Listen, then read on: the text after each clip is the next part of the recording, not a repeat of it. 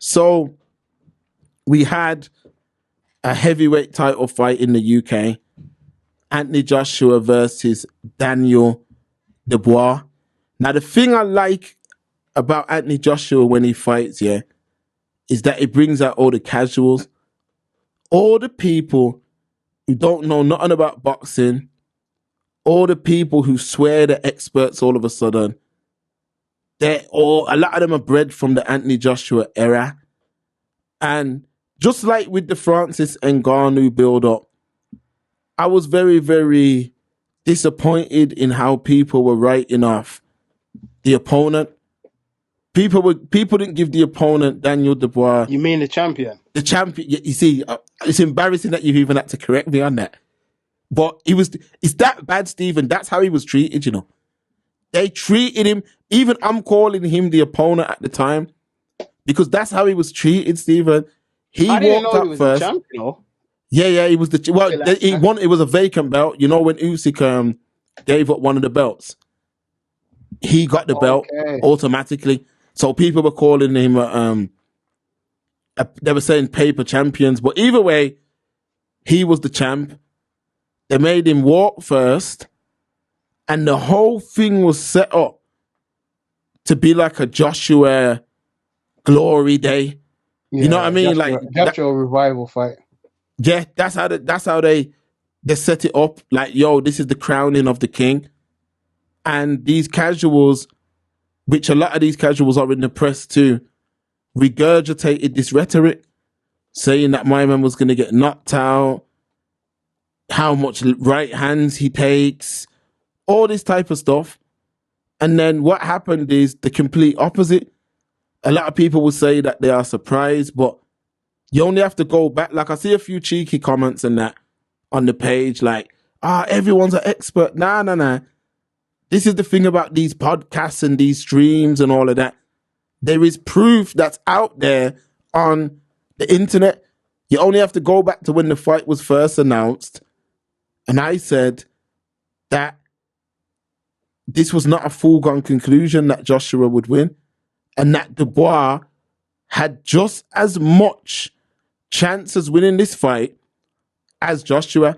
Matter of fact, I even said Dubois has more of a chance because of the opponents that he fought, the last three opponents. But anyway, let's look at it through a casual lens. So Joshua goes in there now, Stephen. Mm-hmm. He gets touched up, gets dropped, and then he gets knocked out. So Daniel Dubois wins. The whole press is shocked. I'm not shocked. And now people are saying, what should he do in the future? What should he do? Now, I did touch on this briefly, but people need to understand this. They have to understand this. No matter how much people don't want to hear it, the facts of this, those days of the Anthony Joshua that was going in there and knocking man out and vicious and all the rest of it, them days are over, folks.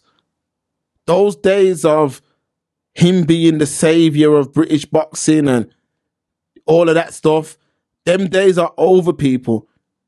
If you haven't noticed, like, I know a lot of people want to relive them glory days because in them days, 2015, 2016, 2000, in them days, people are like, yo, them are the times when, you know, British boxing was on top, and they remember those days, and Joshua was at the forefront of that, but they don't want to let go. They don't want to let go. They don't understand that it's the cycle of life. Just like the Lion King, man.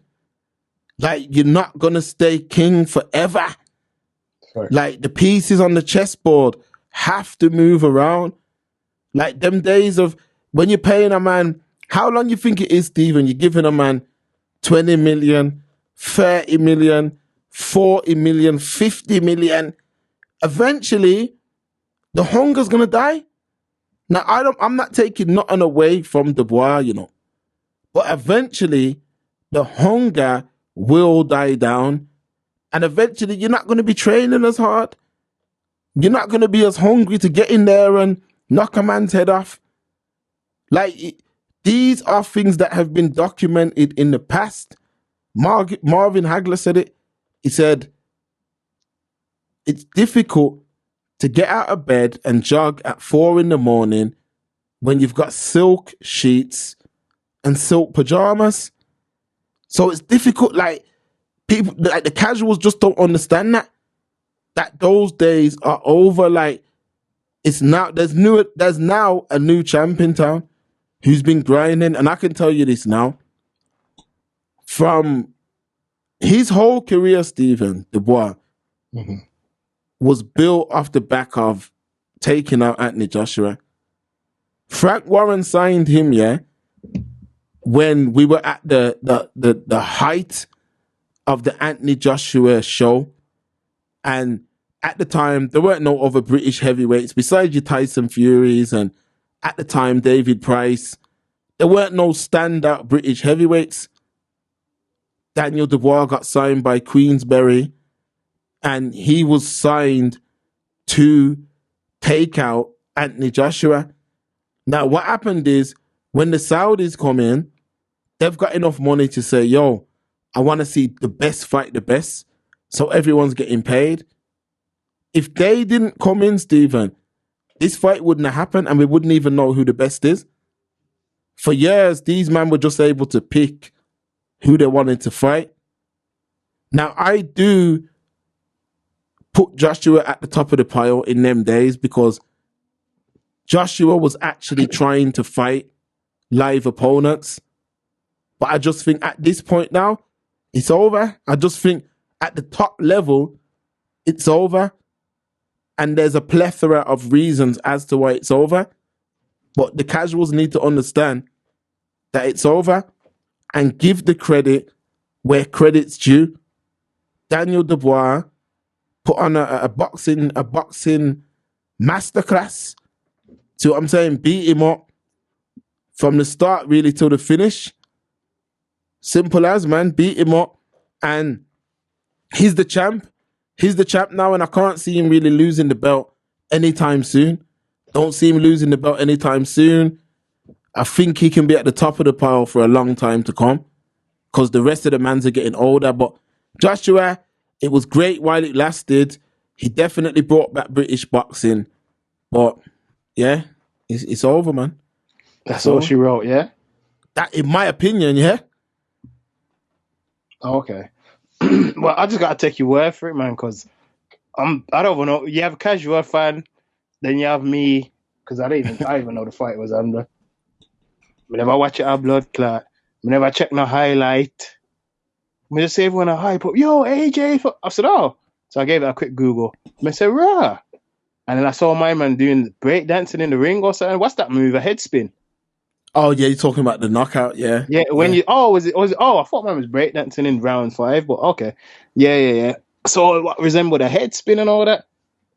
I saw the images going around. It looked terrible.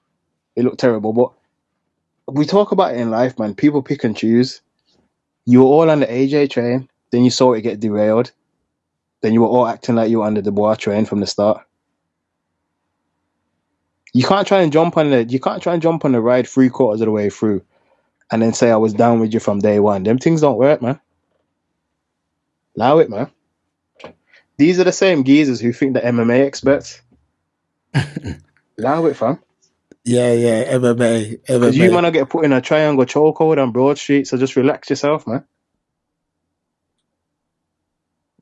Yeah. Thinking they're experts and everything, man. But it's one of them. But I was hearing some rumors going around, Cake. Talk to me, man. Talk to me. Let's get into it. I don't even... This is what I'm trying to say. I'm not even a casual because I think it was surrounding Dubois' camp. They were trying to downplay man or say man was working Obia and all them thing there. And, yeah.